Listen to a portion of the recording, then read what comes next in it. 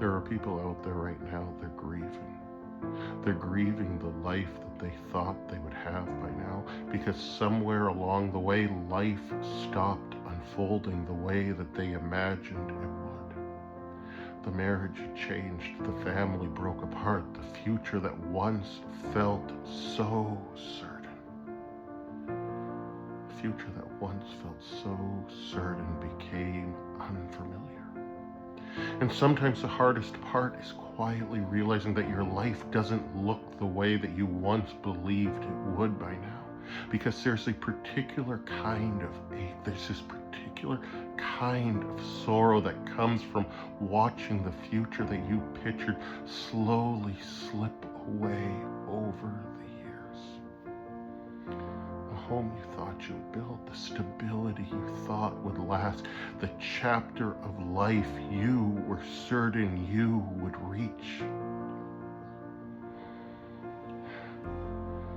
And while other people, they see you continuing to function, they see you continuing to move forward, they don't often see the quiet ache of trying to make peace with that feeling that life is so different than what you had hoped for. But I want you to hear the words of the 34th Psalm. The Lord is near to the brokenhearted and saves the crushed in spirit. Christ isn't absent from people whose lives have unfolded differently than they had hoped. Again and again throughout Scripture, God works through broken stories. Joseph in betrayal, Naomi in grief, Peter in failure, Thomas in doubt.